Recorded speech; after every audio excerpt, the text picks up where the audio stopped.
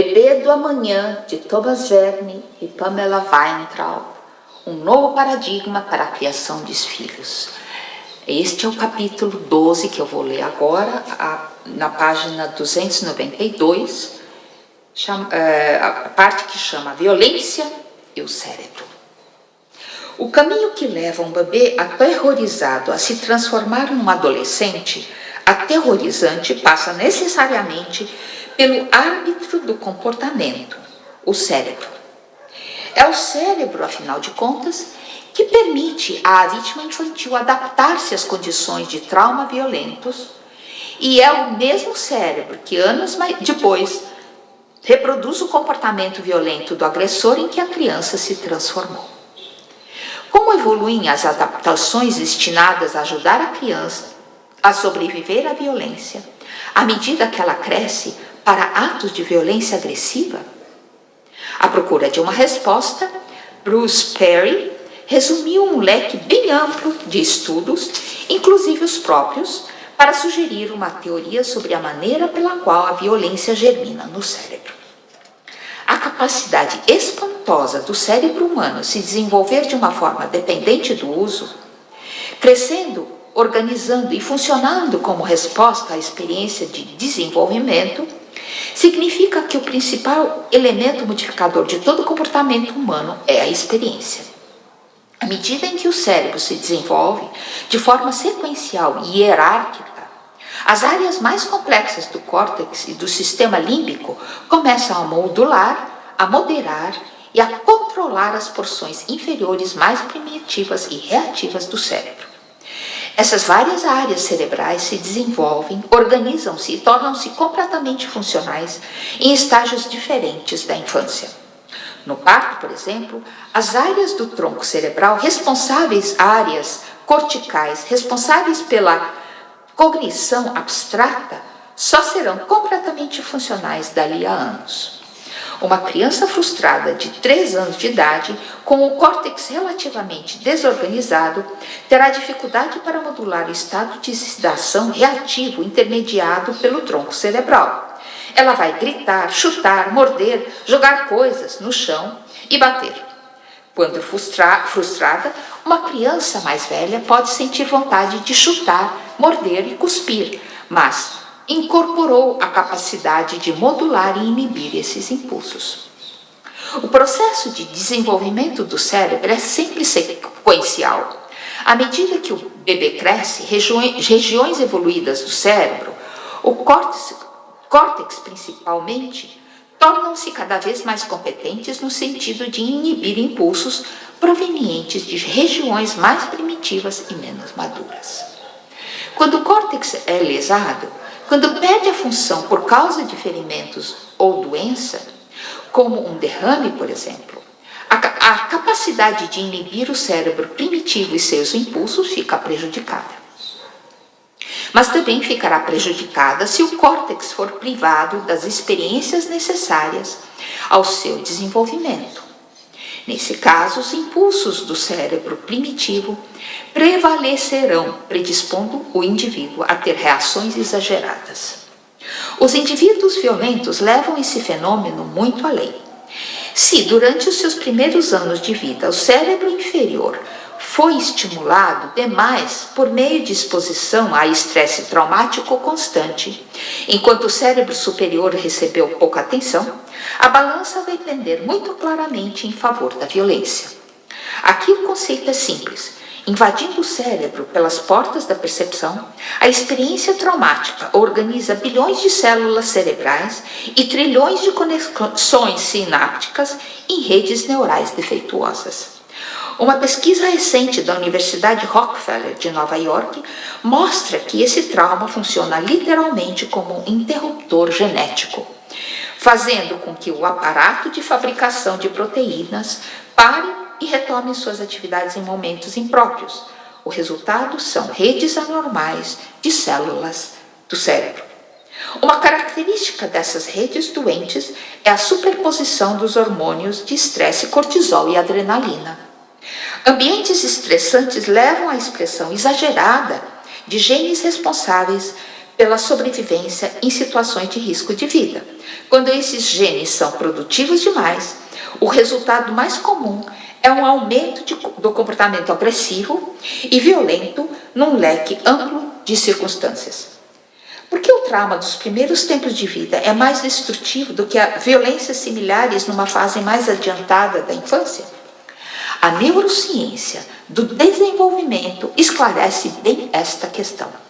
Devido ao desenvolvimento sequencial do cérebro, rupturas durante os períodos pré-natal e perinatal alteram a estrutura do tronco cerebral e do mesencéfalo. Essa malformação vai alterar necessariamente o desenvolvimento do cérebro límbico e do córtex, uma vez que essas regiões avançadas dependem de sinais provenientes das regiões inferiores para a sua organização normal. A cadeia neurofisiológica do desenvolvimento é imutável. Por isso, uma criança de 12 anos consegue sobreviver a 2 semanas de isolamento, sem experienciar o contato físico nem a palavra falada. Mas, para um bebê de 2 meses, esse isolamento pode ser devastador, causando lesões permanentes no cérebro. A fisiologia do trauma, dos maus tratos e da negligência. Desenvolvidos de forma dependente do uso, o cérebro das crianças expostas à violência ou trauma constante tende a se adaptar necessariamente. Ele consegue essa façanha mantendo um estado de hipervigilância perpétua.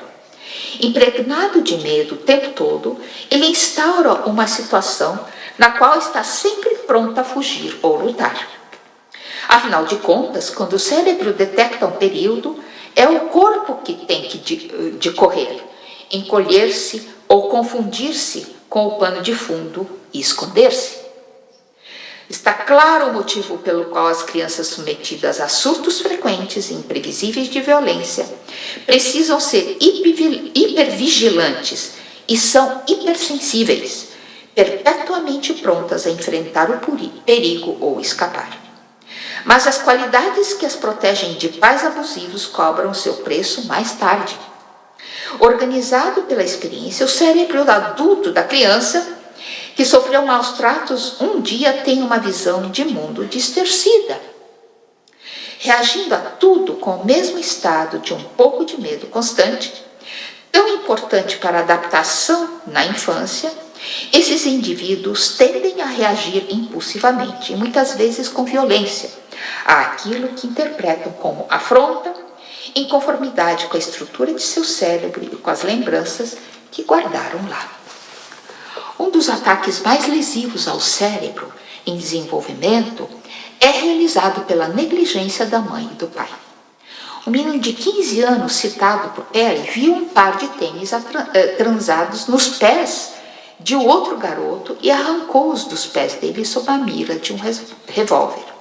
Não satisfeito com isso, o menino de 15 anos pôs a arma na cabeça do outro, sorriu e puxou o gatilho. Quando lhe perguntaram mais tarde se teria agido de outra forma, caso pudesse voltar no tempo, ele respondeu: eu teria limpado os meus sapatos. Seus calçados ensanguentados levaram à sua prisão. Embora lamentasse sua captura e prisão, o menino não sentiu empatia alguma pelo sofrimento de sua vítima, nem remorso algum pelo ato em si. O que aconteceu para tornar esse garoto tão entranhadamente feroz aos 15 anos de idade? Negligenciado e humilhado por seus principais responsáveis quando era pequeno, diz Perry, ele ficou emocionalmente retardado. A falta de experiências cruciais impediu o desenvolvimento da parte de seu cérebro que teria permitido sentir-se conectado a outros seres humanos. Assim como a criança retardada no plano cognitivo carece de capacidade de compreender conceitos abstratos, esse jovem assassino carecia da capacidade de se relacionar com outros seres humanos de forma saudável. Falando sobre crianças cronicamente traumatizadas sob seus cuidados, Pérez descreve um perfil fisiológico coerente. Maior tônus muscular, pequeno aumento da temperatura, reação de susto amplificada, distúrbios profundos do sono, dificuldade de controlar as emoções e ansiedade significativa. Os meninos tendem a externalizar esses sintomas com comportamentos agressivos e predatórios e mostram, inclusive, um batimento cardíaco reduzido, o que indica uma calma maior, quando chamados a discutir determinados acontecimentos violentos. As meninas, por outro lado, podem internalizar os sintomas, o que resulta em comportamentos autodestrutivos, como distúrbios alimentares e automutilação. Seria de surpreender a explosão na incidência de distúrbios alimentares nos Estados Unidos que vimos ultimamente? Segundo o Comitê Seleto de Crianças, Jovens e Famílias da Câmara dos Deputados norte-americana, a anorexia e a bulimia afetam 10 em cada 15 meninas, adolescentes e mulheres jovens. A incidência de anorexia nervosa praticamente dobrou nas 2 últimas décadas, e as estimativas de bulimia entre as universitárias chegam a 19%. Não faz muito tempo, uma jovem paciente minha disse: como demais, uso drogas demais, faço sexo demais. Se não fizesse essas coisas, eu quebraria tudo e todos na casa. Em 2 frases, ela elucidou uma rede emaranhada de diagnósticos, teorias e tratamentos científicos conflitantes. Crescendo com sentimentos de ansiedade, impotência, depressão, raiva e rejeição, ela poderia sobreviver de 2 formas a seu sofrimento psíquico. Poderia internalizá-lo por meio de uma série de comportamentos autodestrutivos, de vícios e depressões, a tentativas de suicídio, ou poderia externalizá-lo sob a forma de atos violentos e agressivos contra os outros. O coquetel da violência. A grande maioria das crianças negligenciadas ou traumatizadas não se transforma em criminosos violentos ou sociopatas. Em geral, quando essas crianças têm alguma relação afetiva e positiva, com um dos avós, por exemplo, ou um professor adorado, elas conseguem funcionar normalmente e até prosperar.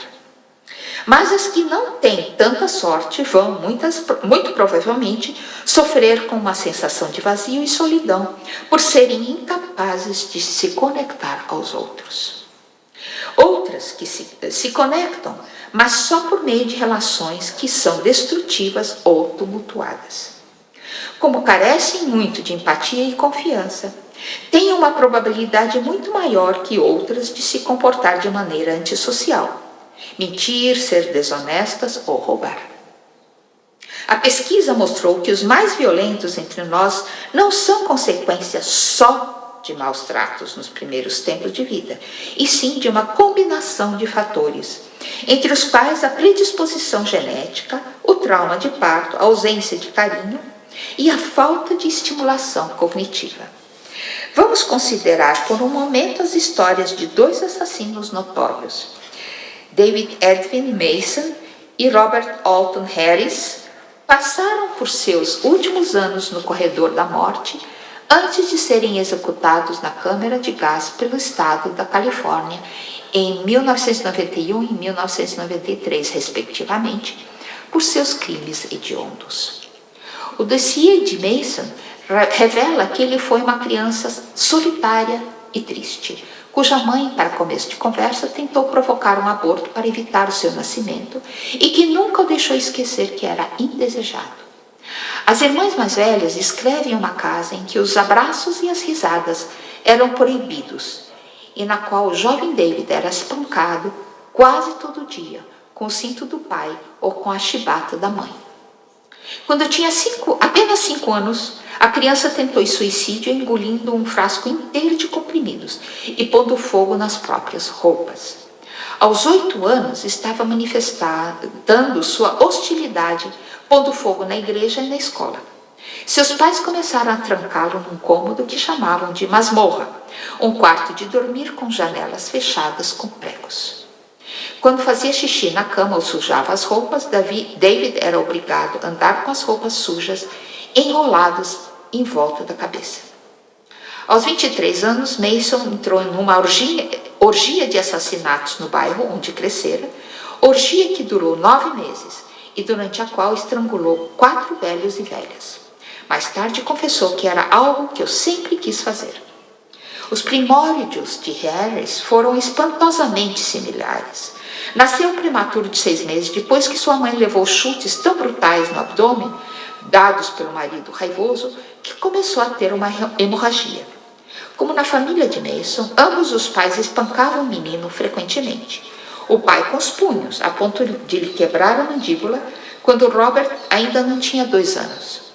Quando estava sentado à mesa, se Robert pegasse alguma coisa sem a permissão do pai, acabava com um garfo enfiado nas costas da mão.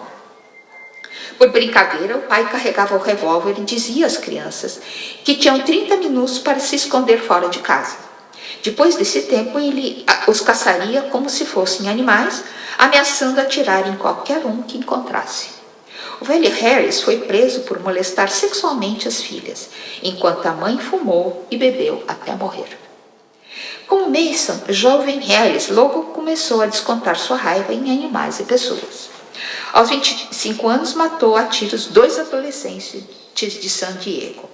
Os promotores disseram ao júri que Harris zombou das vítimas antes de elas morrerem, riu delas depois de puxar o gatilho e ainda por cima comeu calmamente os hambúrgueres que eles tinham comprado para almoçar. Discutindo as características psiquiátricas, neurológicas e familiares de assassinos, Dorothy Otto Lewis enfatiza que a combinação de comportamento violento dos pais, maus tratos graves, doenças psiquiátricas de um parente próximo, danos neurológicos e sintomologia psicótica distingue muito claramente os assassinos de outros criminosos. Embora a exposição à violência faça com que as crianças corram um risco maior de cometer atos violentos na vida adulta, é a combinação de todos esses fatores que mais frequentemente caracteriza os criminosos realmente perversos. A deterioração social e cultural de algumas comunidades agrava o problema.